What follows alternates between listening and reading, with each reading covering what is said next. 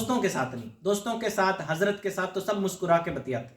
سوال یہ آپ اپنے گھر والوں کے ساتھ کیسے، اپنے بچوں کے ساتھ، بیویوں کے ساتھ، ماں باپ کے ساتھ، رشتہ داروں کے ساتھ آپ کیسے. تھوڑا سا رحم کیجئے، بدلے میں خوب رحم آپ کو ملے گا. ہمارے ایک ساتھی ہیں رومی سر، ہمارے شہر کا ایک اسکول ہے سینٹرل اکیڈمی، وہاں کے سینئر ٹیچر ہیں.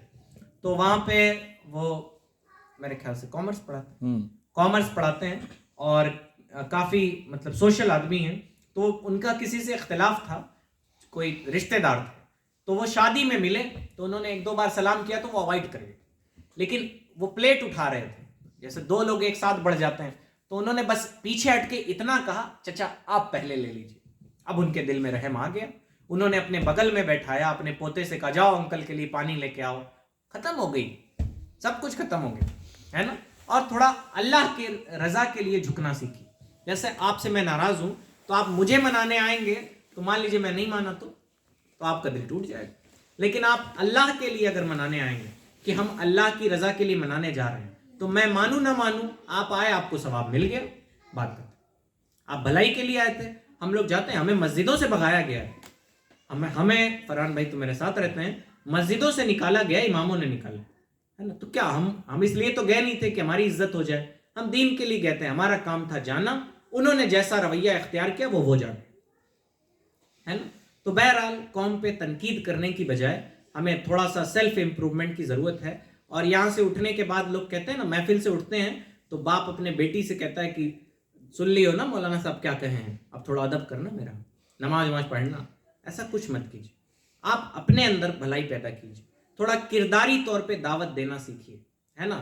یعنی آپ وہ ماں باپ آ کے کہتے ہیں حضرت پریشان ہو گئے، ایک دم سب نمازیں نہیں پڑھتے، کہہ کے عاجز آ گئے. تو ہم لوگ پوچھتے ہیں کہ تم پڑھتے ہو؟ بتاتے ہیں.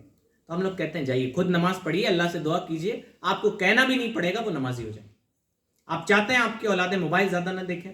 وہ ایک شخص تھا، تو میں اکثر بتاتا ہوں کہ موبائل بہت بڑی بلا ہے، لوگ پریشان رہتے ہیں. تو اس نے ایک طرف موبائل رکھا، ایک طرف کتاب رکھ دی.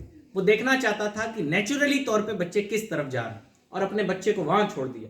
دوڑ کے بچہ یا بچی جو بھی تھا وہ آیا اور اپنے باپ سے چمٹ گیا. پتا چلا نیچرلی طور پہ نہ بچے موبائل کی طرف مائل ہوتے ہیں، نہ کتابوں کی طرف مائل ہوتے ہیں. اپنے گھر والوں کو، اپنے بڑوں کو جو کرتا دیکھتے ہیں اس راستے پہ نکل پڑتے ہیں. تو تھوڑا اپنا کردار اچھا کیجئے اور سماج اسی طرح سے سدھرے گا کہ اصلاح کی ساری نظر ہماری اپنی طرف ہونی چاہیے. دنیا کیا کر رہی ہے ہمیں اس سے مطلب نہیں. لوگ کہتے ہیں اب زمانہ خراب ہو گیا ہے، ارے اب تو امام صاحب لوگ کو تو بڑی مصیبت جھیلنی پڑتی، ساری قوم کی نظر انہی پہ ہوتی.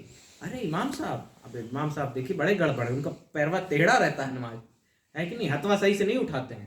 آپ اپنی نمازوں کا خیال کیجئے کہ ہم نمازیں کیسے پڑھیں، ہے نا. ہو سکتا کوئی وہ دین اسلام اتنا حسن ظن رکھنے کا قائل ہے، اگر کوئی شراب پی رہا ہو نا تو اسے شرابی کہہ کے خود سے دور مت کیجیے، وہ یہ کہہ دیجئے وہ شربت انگور کا عادی ہو گیا ہے نا. تھوڑے اچھے الفاظ سے یاد کر لیجئے، پھر اسے پیار شفقت سے سمجھائیے. میں آخری بات ایک شرابی کا واقعہ بتا دوں آپ کو کہ قوم کی اصلاح کیسے ہوتی ہے. آپ نے امام اعظم